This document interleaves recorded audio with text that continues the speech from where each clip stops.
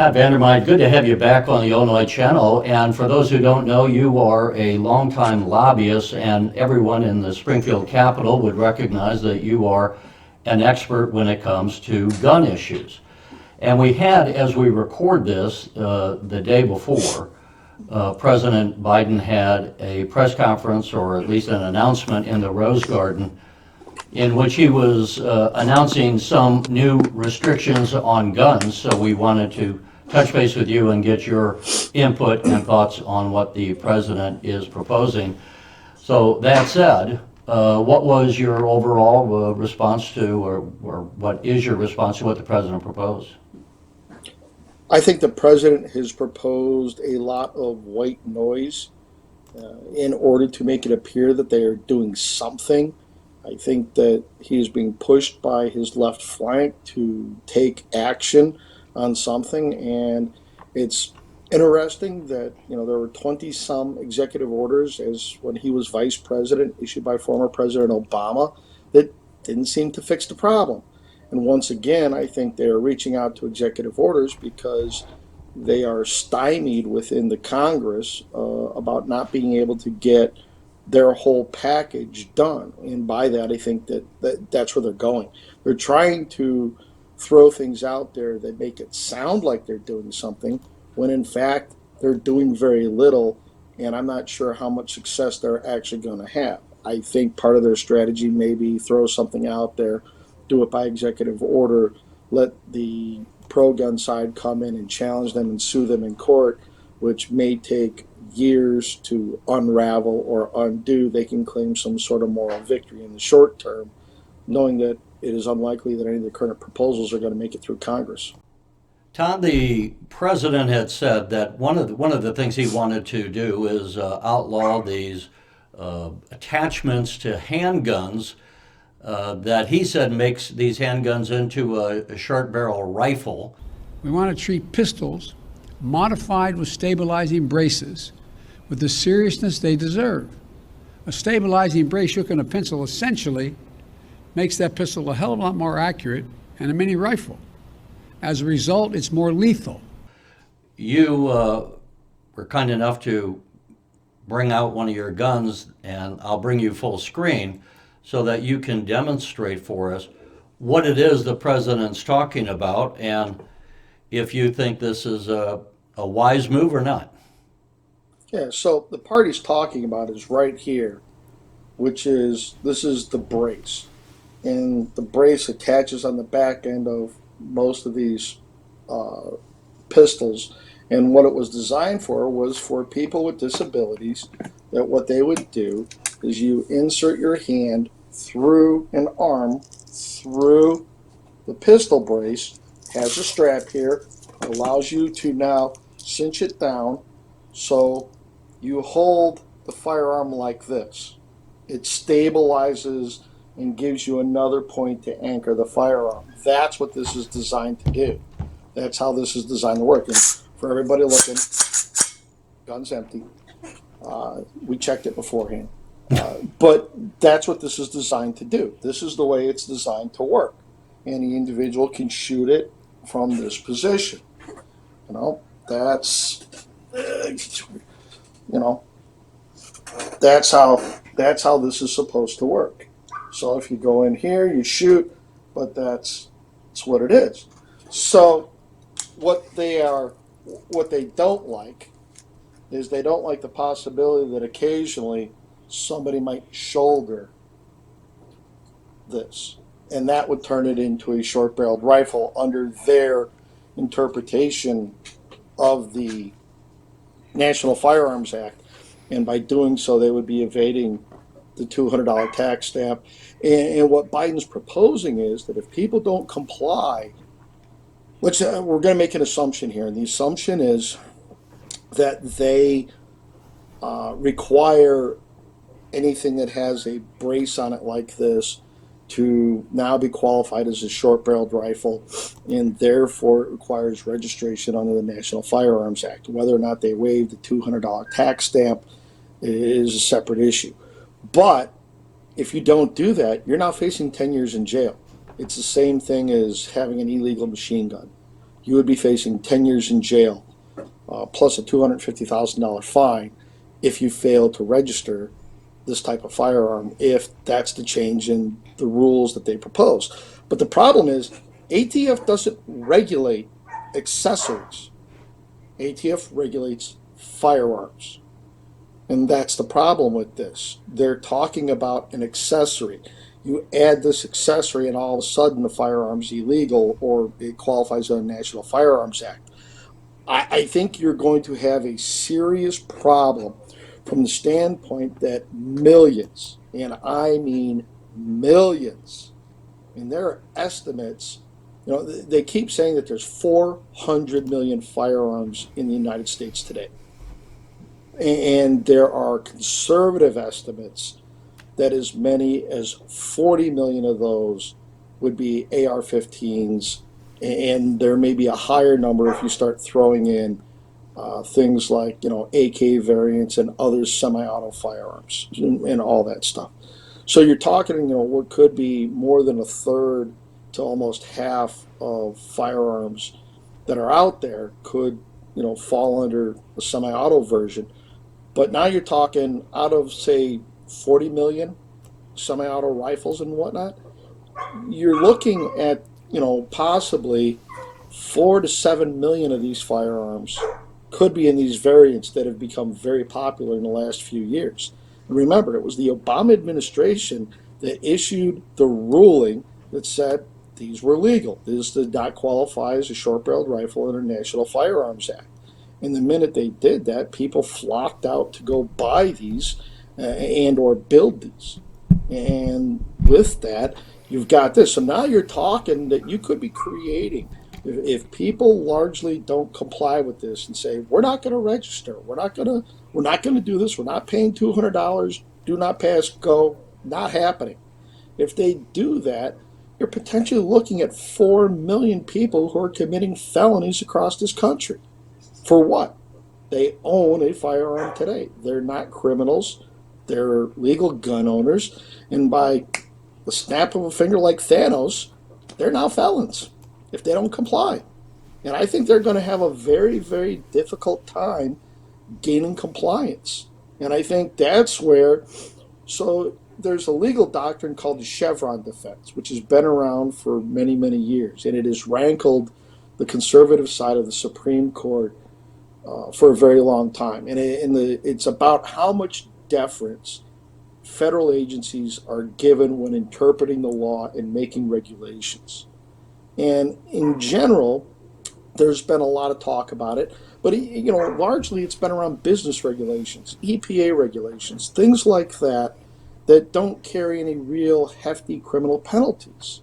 And the EPA and other agencies have been given a wide latitude, a lot of deference over the last number of years in how their regulations are viewed and constructed and interpreted. Well, now you're talking about millions of Americans who took a federal agency at their written word, because SB Tactical and other makers of braces would send a letter, a declaration they got from ATF that said this was not a short-barreled rifle, and they complied with the law. They followed the letter of the law as ATF explained it. And now, because they relied on a government ruling, that agency now all of a sudden does a 180 and changes their mind about that. They now are going to sit there and say, oh no, if you don't do X, you're going to be a felon. Well, now the Chevron Defense takes on a whole different meaning, because you're not talking about a business offense or fines excuse me, or something like that, dealing with just faceless corporations. Now you're talking about telling Mr. or Mrs. Middle America, you are facing a $250,000 fine and 10 years in jail and a felony conviction on your record that removes your right to own a gun forever. I'm not sure how the court's going to Go ahead. I'm not sure how the court's going to look at that. We recently had Senator Dick Durbin of Illinois, is now the chairman of the Federal Judiciary Committee in the Senate, and had a long 3-hour hearing which I thought was very interesting because it wasn't stacked in one way. There were gun rights advocates in there as well as anti-gun people. And one of the proposals that has been floating around and the president brought back up is these red flag laws. These laws allow a police or family member to petition a court in their jurisdiction and say, I want you to temporarily remove from the following people any firearm they may possess. Well, the so-called red flag laws are laws and statutes that allow individuals to, or governmental entities, to go to court and present evidence that they believe a certain person is an imminent threat to themselves or others. And problems with this are, one, who gets to make this baseless claim in some cases? And what evidence are they required? Because this is not beyond reasonable doubt. This is not beyond the preponderance of the. This is just the lowest civil threshold that you can imagine, that they just have to make a good showing. And if they do that, then that could be enough for the judge to issue an ex parte order, which is the other part of this. You're not guaranteed a chance to defend yourself and face your accusers up front. You only get to do that after they have issued a warrant, after they have come and confiscated your firearms, after they've put you through the ringer. Then sometime in the next 2 weeks, depending on how the law is written, you're supposed to go get a hearing, to which any smart gun owner is going to require counsel, and that's on you. You have to pay for all this. So if it's a nasty divorce, you have in-laws that don't like you, if you have an ex that doesn't like you, if you have a beef with the local city council and somebody over there doesn't like you, they can sit there and file for a hearing and put you through the ringer beforehand. All the due process comes on the back side, not on the front side, which is where any of it should be. You know, you don't get to, we're not going to remove your right to counsel before we interrogate you without at least giving you your Miranda rights. We don't sit there and get to toss your house and then go come back and get the warrant later after we found what we're looking for. That's not how all this works. In a lot of cases, family members knew that their family member was crazy, but they didn't have any resources to deal with it. Is that an area where gun advocates and anti-gun advocates might come together? What's your general thought on that? So I think with the mental health stuff, there are places that we can talk about and work on. The problem is, there's just a court case in front of the United States Supreme Court where the cops lied to an individual to get him to go in for an evaluation. The evaluation found nothing wrong with him, but they still confiscated his firearms. And you're going to have a number of gun owners who are like that, who don't want to have their firearms confiscated, and the stigmatism of trying to get something done or seeking help becomes a problem. And I think you have to work past that to where, how do you make it so if you comply to try to get checked out, it's not a stigmatism, it doesn't send people into a panic, and yet at the same time, you offer people the ability to get treatment, get help if they really are having a problem. And if there truly is a problem that is diagnosed by a clinical physician, not just some school counselor or anything like that. It's not your local cop who runs DUI checkpoints or whatever. It's that there's an actual diagnosis and a determination that can be brought to the court and say, hey, we have an actual determination, here's the evidence, and based on that, then something happens. That's on the backside. That is on making sure that all the rights of the accused or the affected are given due diligence. That's a far cry from the red flag laws that Senator Durbin has advocated for, to where it's scoop the guns up now and we'll deal with due process and their rights later. That's not the constitutional system of government. It's not prove your innocence after the fact. It's you're guilty until proven innocent. That's, I think, they're trying to turn our civil justice and criminal justice and our constitutional rights on their head. just as we all drive, but we kind of accept that people are going to get killed. Now, maybe technology will fix that somewhat in the future.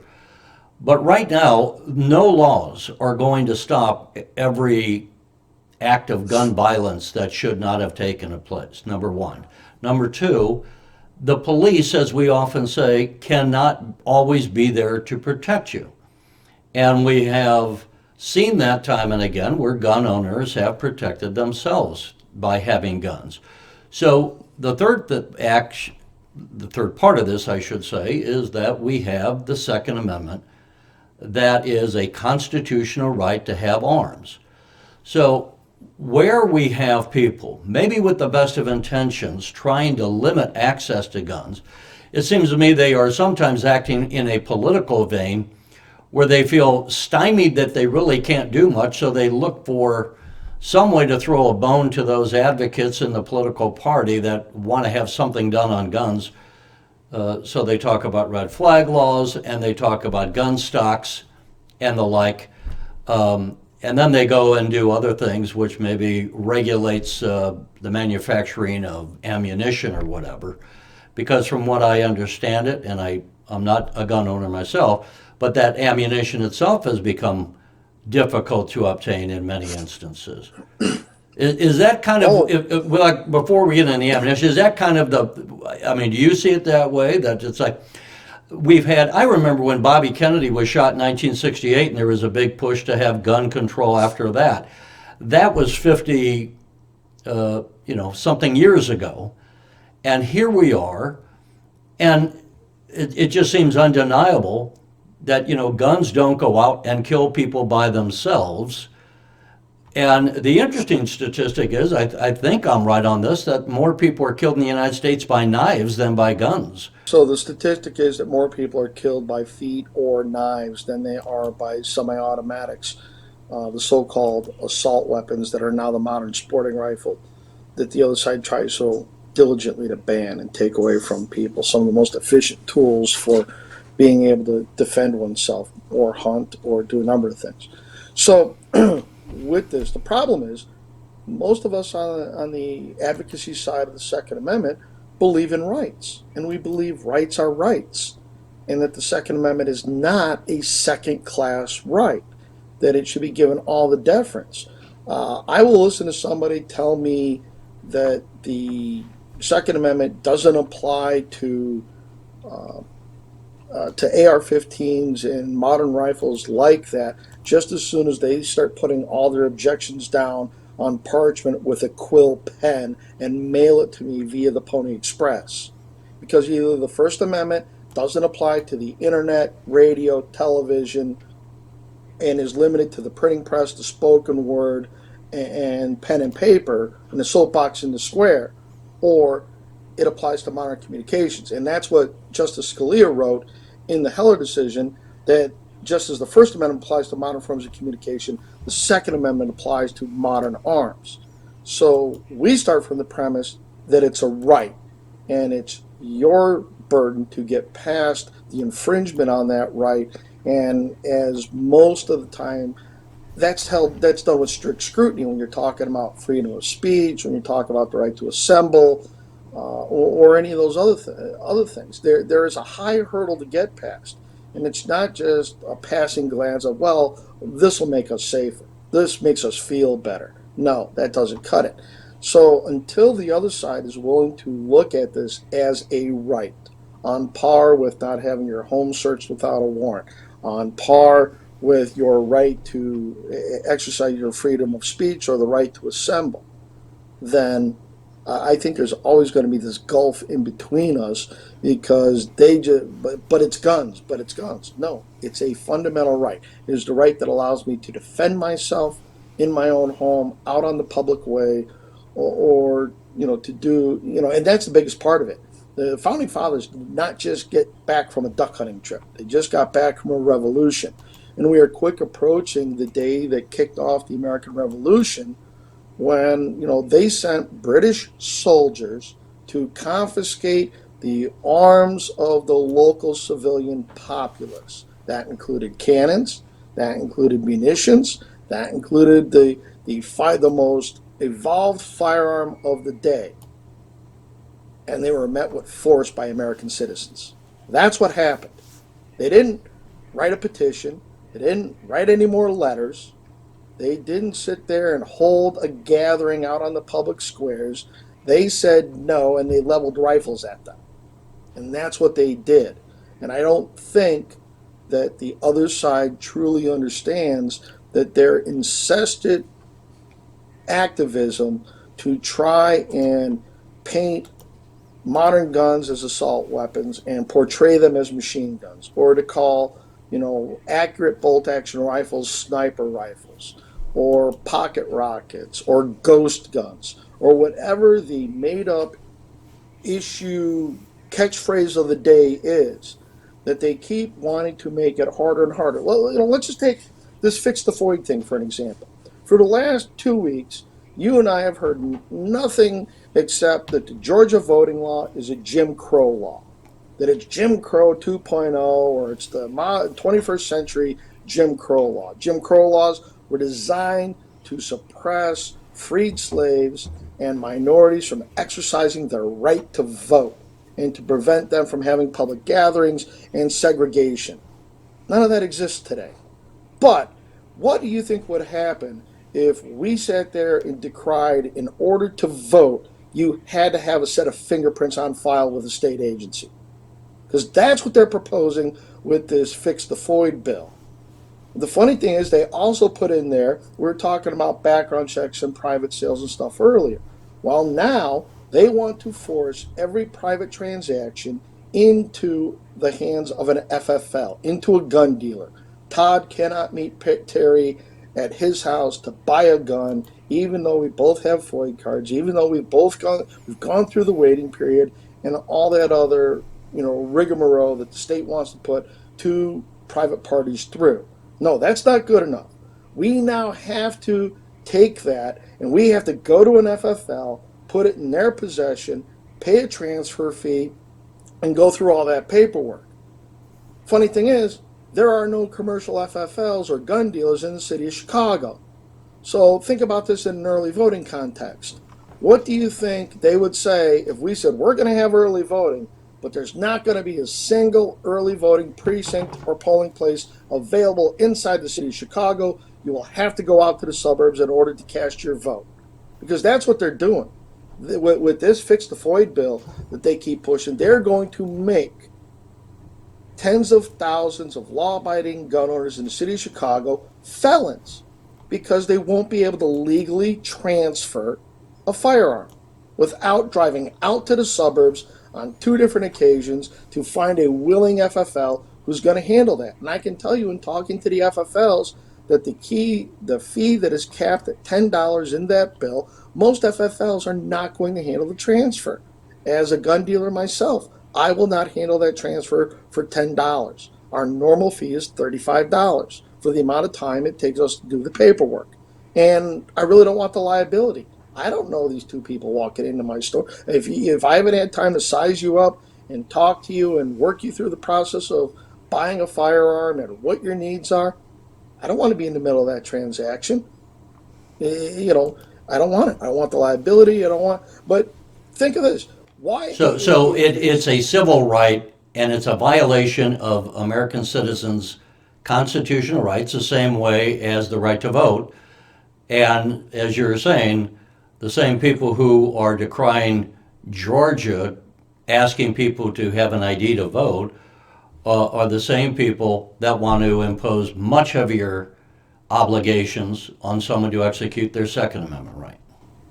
Sure, because now what they're asking, our current FOID card is good for 10 years. They now want to cut that back to 5, and they want to double the fee. So the fee goes from $10 to $20, and since they're cutting the time in half, it really goes to $40. Georgia's offering free IDs to people, and that has got all kinds of people up in arms, excuse the pun, over calling it voter suppression and calling it intimidation of minorities and all this stuff. Why aren't they saying the same thing about this Fix the Void bill? If it's suppression of minority rights to vote in Georgia, to require an ID to get an absentee ballot, How is it not suppression of minority gun owners, forcing them, one, to go to a location outside the city of Chicago if you're a Chicago resident, or if you're out here by me, you might have to drive 20 or 30 minutes to find a gun store willing to do this, maybe more. But how is that not suppression of the rights of gun owners in the minority community? How is it requiring fingerprints and all the fees associated with it? By the time you're done with the fingerprints and all this stuff with the Fix the FOID bill, you're looking at a $100 FOID card for the right to own a firearm to defend your own home, or to be able to carry one and defend yourself in a public way. You had the carry license in, it's another $150. So now you're looking at $250 to be able to do that. So this is not much different, it sounds like, than the poll tax of old, where people made people pay to have the right to vote. absolutely. So how does Senator Villavallen or Representative Willis, how is this not racist?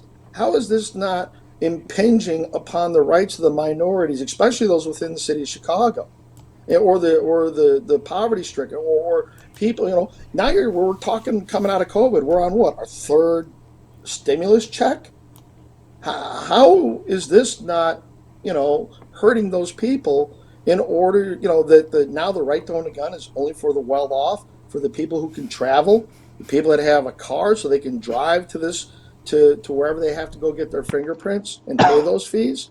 So, if they didn't have double standards, they'd have no standards at all. Well, and we also have this as far as the right to defend yourself. In the context of, we saw the rioting going on across the country over this last summer. We saw the riots in Chicago on the Magnificent Mile, violence happening, and you have these other groups of politicians in various states and various cities saying we ought to defund the police. So you have to put this stuff into context. It's not just that we have gun owners going out looking to kill people.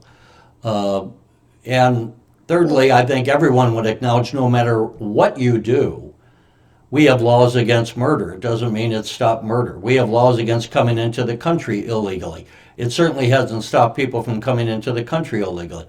So you're never going to have, by passing a law, the end of an action. What you are going to do is you make criminals out of people who otherwise weren't criminals.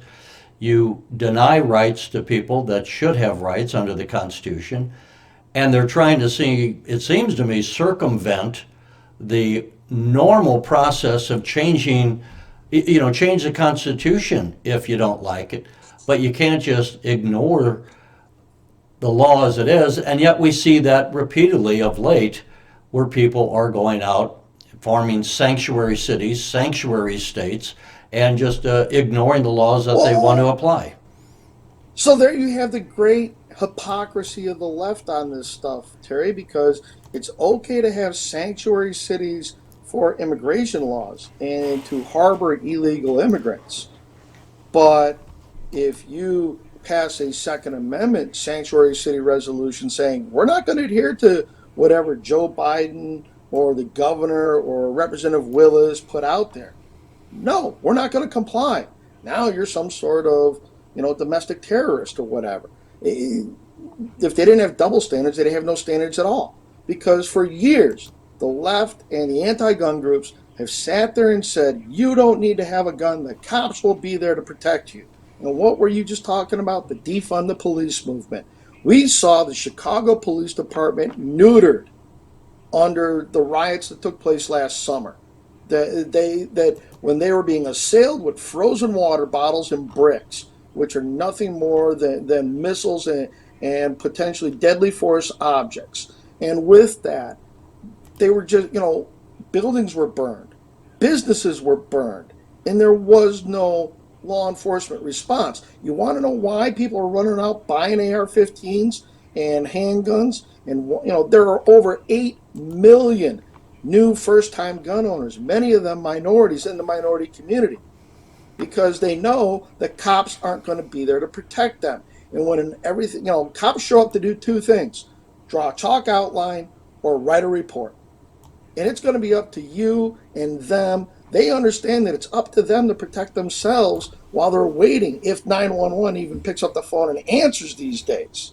I mean, you see that in a couple of these cities where they've defunded the police, the crimes involving firearms and the criminal element is going through the roof. And we Just by see, happenstance. yeah, and we see just different laws being both across the nation as well as in Illinois. And it makes it harder for police to do their job. And we have seen across the country police who can get their pension are resigning. Even many who haven't had a pension are resigning, and it's harder to get people to recruit. There is now shortages of police officers in various cities because they've been demoralized and feel that they're not being supported by their own cities and by their own citizens, and in danger of being prosecuted for what they would say is fair policing. I know 2 officers who pulled early retirement because of the current climate out there that involves all the things going on with law enforcement. That's number one. You touched on the ammunition issue before. Ammunition prices are skyrocketing. I can tell you for us that since September, on a case of 1,000 rounds of 5.56, our cost from the distributor has gone up over $100.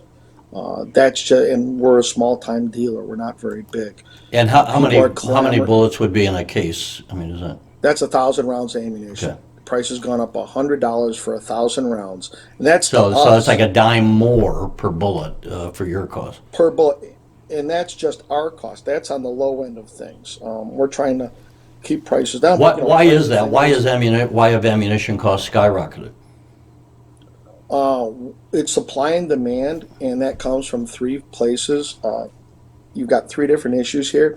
COVID plays a part of this because in certain places, they were not deemed essential workers. Therefore, their plants were, you've got the guys at the copper mines, the guys at the lead mines, the guys in various chemical processing plants that work to make all the components for ammunition. So downstream, if they're not working producing the raw goods, there is no raw goods to go upstream to the ammunition manufacturers. Then you had the COVID thing where they were shut down there. Then you have, maybe you only have 40% of your workforce showing up for work because you have issues with COVID and the virus and all that kind of stuff. Then you add in that Remington, at one point, they were shut down last year for bankruptcy issues. So Remington Ammunition Plant is a 1,200-acre facility in Arkansas. I think they're responsible for between 10 and 15% of the ammunition market in the country. And they were operating with 200 people. They normally have 1,200. And then you add in all the new gun owners, because you've had over 8 million brand new gun owners come into the marketplace. How does that compare to normal, Todd, would you say? That's exponential. That is just absolutely, if you were seeing 500,000 new gun owners in a year, the industry would say, well, that's a big year. You're talking 8 million plus, and the run keeps going. Last month just set a new record for firearms transactions with the Department of Justice and NICS system. But let's do the math on this.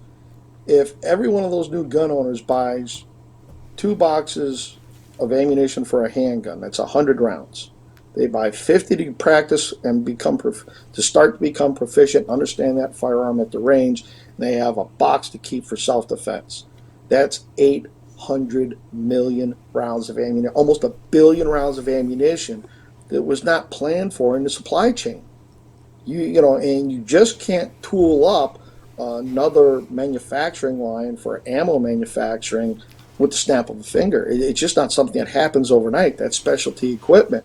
It takes, and so if they're not getting the raw materials from the lead, copper, and brass, and the chemicals for the gunpowder and the powder manufacturers and all that kind of stuff. So you have this domino effect with 3 parallel tracks running at the same time. And it's like the perfect storm of everything going quasi wrong with the manufacturing process, capacity, raw materials, and you not only have the influx of new shooters. I firmly believe that what happens is you go to the store, You haven't seen ammo on the shelves in a long time. You happen to get there and they throw out a bunch of ammunition. The guy who used to buy 100 rounds to replace what he shot at the range over the weekend is now buying cases of ammo because he doesn't know when he's going to see it again. I mean, right now, as a small mom and pop, firearms dealer, we have in excess of a million rounds on order right now with our distributors. Wow. It's and there are shops like us. And what's all the across backlog? country. What are they saying as far as delivery? We don't know. One ammunition manufacturing company said that their capacity through 2022 is sold out today. Wow. That they do not anticipate. I mean, if you went to them and said, I want to order 5 million rounds of ammunition, they would say, come back and talk to us in 2023. That's amazing. Right? And it's trickled down to reloading components. Give you an example. Can you buy from like Canada? Canada? Are there ammunition? No. Now that gets into federal import regulations, and that's governed by ATF and the State Department, and that's a whole other set of issues. But look at reloading components. 18 months ago, a brick or 1,000 primers, which are the part that ignites the cartridge when the firing pin strikes it, would cost you on average $35, $36.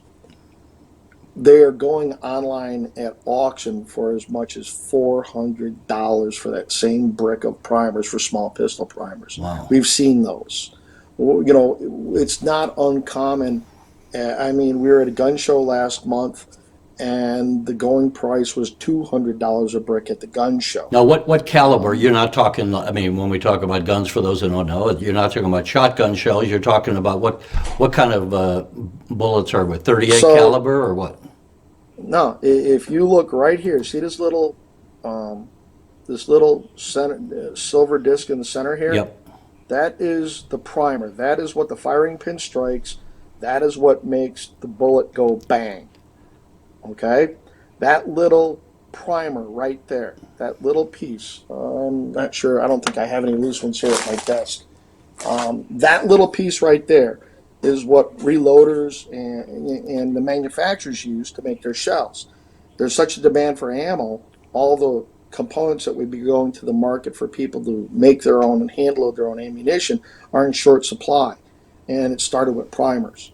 And it just shows you that on a good day, if you can find primers at around $100 to $125 per thousand, you're doing good, because the prices online have gone way past that. And it's supply and demand. They're not out there, and people are hoarding this stuff because they don't know when they're going to see it again. And if you can't buy ammunition at the store, then maybe you can make your own ammunition, which, part of the thing is the whole 80% stuff that the president was talking about as part of his executive order yesterday as well. Let me ask as we close out, because we've held you longer than I wanted, but where are we on fighting back as far as the political fight? It seems to me, as a casual observer in some of this, that those on the left side of the scale are taking action, getting things done. But we see the NRA, which has long been a powerful lobby at the national level, recently declared bankruptcy, as I understand it. I mean, is there an organized fight? Is there going to be a fight back, a pushback, or with the Biden administration in power now, or are gun owners just going to continue to be back on their heels? No, I think that I think the dynamic and the battlefield is changing as far as this fight for our rights. And what's going on is that the Democrats and the left won the last round in the election. They won the presidency. They've got both chambers of Congress. Nancy Pelosi has a small margin in the House. They were able to muscle through a couple of bills. We'll see how that all goes. But in the Senate, Joe Manchin has said he's not for the two bills the House passed. He's not for a semi-auto ban. He's not for undoing the filibuster. If they can't undo the filibuster in the Senate, then it is unlikely they are going to get any of their wish list items that they see right now. We know that the Biden administration is therefore resorting to executive action and regulatory controls, which is the levers they have left at them. There is going to be a vigorous pushback in the courts on what there is. After watching that press conference, one of the best things Mitch McConnell ever did was keeping Merrick Garland off the Supreme Court after what I saw him say, at the president's press conference. So with that, you now have a 5-4 or 6-3 Supreme Court should they take up any more issues. There is a carry case out of New York City or New York State that is pending for conference in front of the court now. I'm sure there will be many more cases getting to them by the time the summer rolls around and when they head into the fall conference. So there was a search and seizure case that was up a couple weeks ago. It will be interesting to see how they deal with that. I would also say that any case that comes out of the United States Supreme Court that deals with the Chevron doctrine will be impactful on these new regulations that the president and ATF are going to try to push through. That being said, here at the state level, yeah, we have a super minority of Republicans, super majority of Democrats, more and more of them getting even more liberal and left in how they want to trample on the rights of firearm owners and create the new Jim Crow laws of the day. So with that, I think the pushback in Illinois is the courts, and we have a case pending in front of the state Supreme Court on Cook County's gun and ammo tax. They just accepted a second case dealing with the Deerfield semi-auto ban and magazine bans. So that is pending right there. So I think that June-ish, July, we could have a couple of rulings coming out of our state Supreme Court that may put handcuffs on them. And I think that's where gun owners' current hopes are because of the makeup of the United States Supreme Court, that when they mooted out the New York case last year, and they kind of swept aside another 10 cases. I think that since Amy Coney Barrett from the Seventh Circuit has gotten on there now, there's a renewed hope that they are going to take up a case and draw some very bright lines. And if they draw bright enough lines, a lot of things that the anti-gunners are talking about are going to go into the dustbin of history. I think that our state Supreme Court has been very, very good on Second Amendment issues. They have applied stricter tests that the United States Supreme Court has applied to date, or even the appellate courts have applied. So I think, the NRA used to be the 600-pound gorilla in the room. They have their own woes these days. I worked for them for 25 plus years. I think that you're seeing that the tactics and the workload being spread out. Some of the smaller gun groups are filling in the gaps. They are taking more aggressive postures in litigation. There still isn't anybody else to fill the gap nationwide in terms of lobbying, but I think that people are seeing where the lines are being drawn. I think that the 2022 elections are going to be very pivotal. There's lots of reports that Nancy Pelosi will lose the House based on a number of things. I think this immigration issue is going to be very impactful on some of that. And if Joe Manchin, holds the line on the filibuster, I think you might see the Senate flip. You would think if Joe Manchin wants to hold on to his seat, the Democratic senator from West Virginia, that he would not be able to do that were he opposing gun rights. I think in that state of West by God, Virginia, that if he flipped on this issue and caved into the left on it, and part of that is the filibuster. Make no mistake about it. Them not, but if you take the filibuster away, Manchin has said he's not for the two bills that passed the House. They don't have 50 Democrats for Kamala Harris to come in and be the 51st vote, based on what Joe has said and he's doing up to this point. I don't think they'll get a single Republican. I don't think they would get a single Republican for Dianne Feinstein's semi-auto ban. I don't think that if the president put either of his items into bill form, they would be able to get those passed. So I think that there's a lot going on here. There are a lot of moving pieces here, and while on the front side it looks like politically, but remember, we're in Illinois. We see things in a very different prism. Tennessee, this week, permitless carry. They've gone to constitutional carry. You've got a couple other states that are lowering the threshold on carrier permits to 18 years old. So we are truly that divided country. Blue states are attacking the rights under the Second Amendment, and the red states are expanding rights under the Second Amendment. What is the 80% issue? The president yesterday talked about reclassifying things called 80% firearms. Want to rein in the proliferation of so-called ghost guns. These are guns that are homemade, built from a kit, that include directions on how to finish the firearm. You can go buy the kit. They have no serial numbers, so when they show up at a crime scene, they can't be traced. Our firearms industry was started in the blacksmithing forges of small towns. Inventors, people in their garages and workshops and the like. That's where our firearms industry has its roots. It didn't start off with big corporations. And so with that, people have been making firearms at home since the founding of our nation. Over the last decade or more and more people have taken it up as a hobby. And when you start having people like Dianne Feinstein and Beto O'Rourke saying, we're coming to take your gun, it puts people on edge. So people like being home hobbyists, tinkerers, and stuff like that. And so they fabricate and manufacture their own firearms, which is perfectly legal under the law. You can't resell those firearms without them having identifying marks on it, and that's a whole nother set of regulations. But so what people have done is they've taken to making their own firearms. The part of the firearm that is the frame or receiver is the part that is regulated by ATF.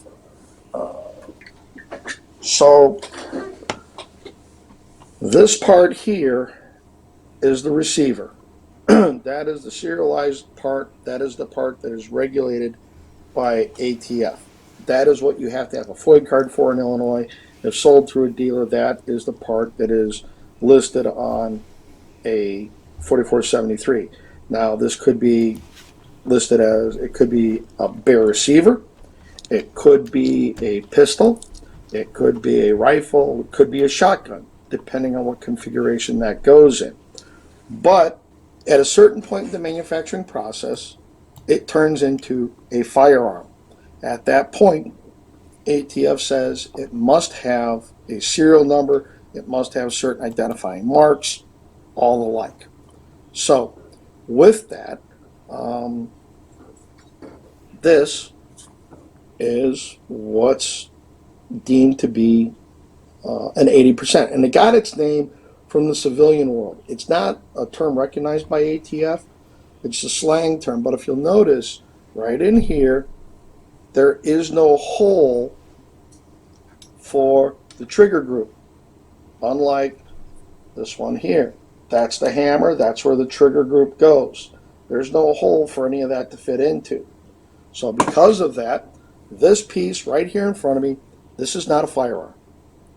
This is a paperweight. It's treated exactly the same. ATF regulates firearms.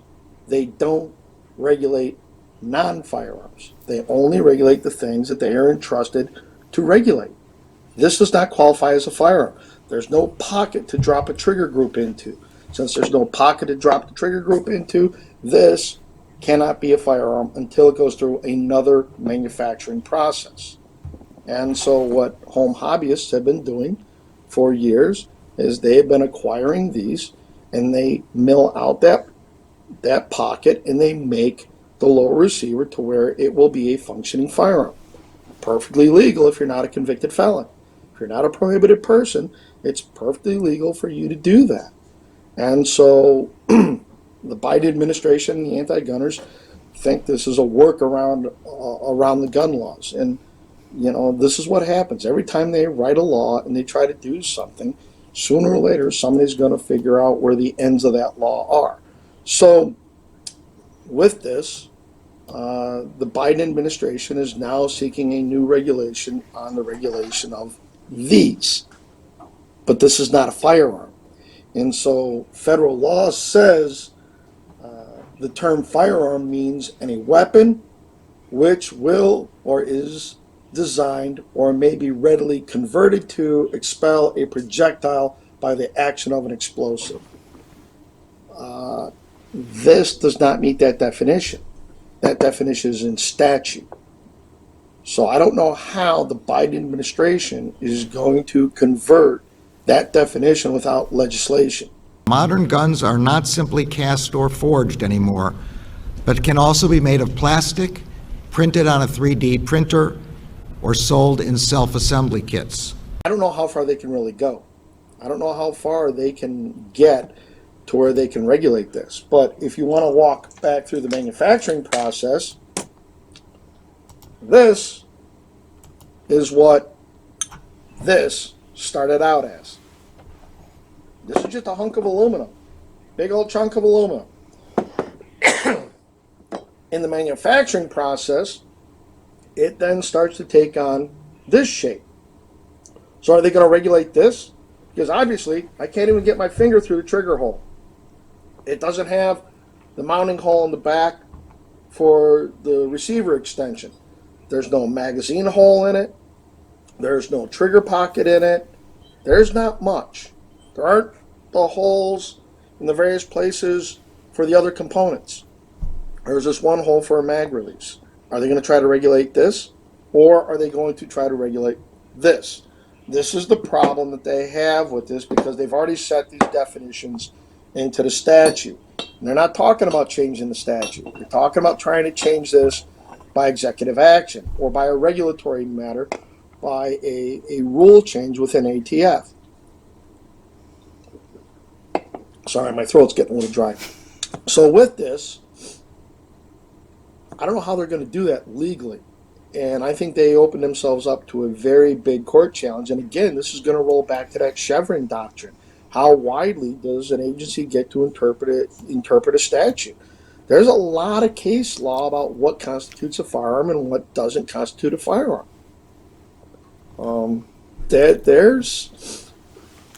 I don't think on the technical side of this, I don't think the news media or a lot of other people truly understand what they are trying to do, because they just don't dive into it like you have. They won't spend an hour like you do learning about the minutia and getting through, because it all matters.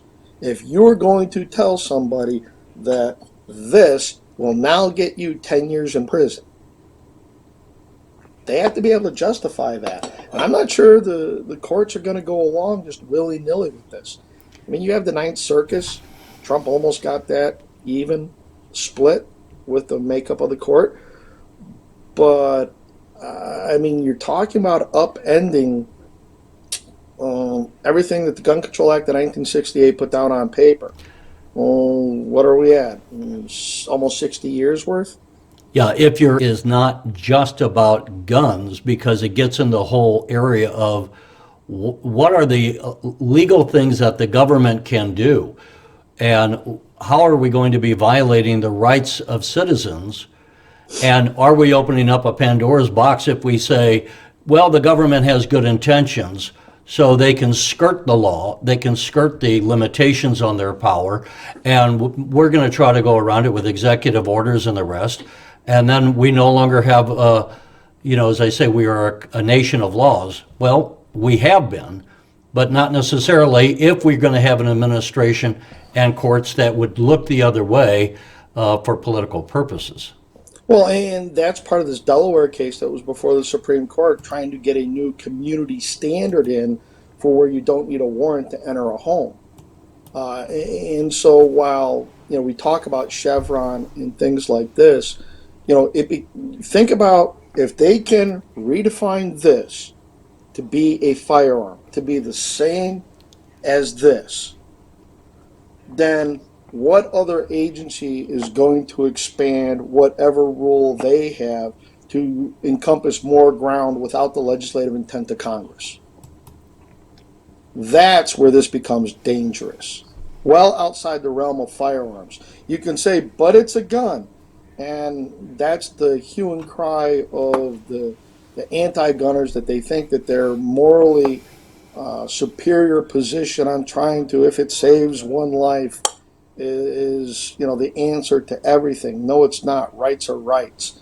And if you allow the ATF and the Biden administration to redefine this by executive order and or a government regulation without the intent of Congress, then what other regulatory aspects are you willing to allow them to do without congressional approval or oversight? That becomes is it the EPA? Is it the Department of Transportation?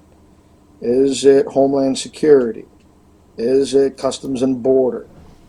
Where does it stop? Right. Todd, again, we've kept you so much longer than we meant to, but we appreciate your time and a thorough explanation of the issues as they're laid out. I'm sure we'll be talking to you again, because these issues are not going to be going away, and we have them both at the federal level and at the state level here in Illinois. And there is wide interest in these issues around the country. So, again, we thank you for joining us on the Illinois Channel today. No problem. Glad to do it.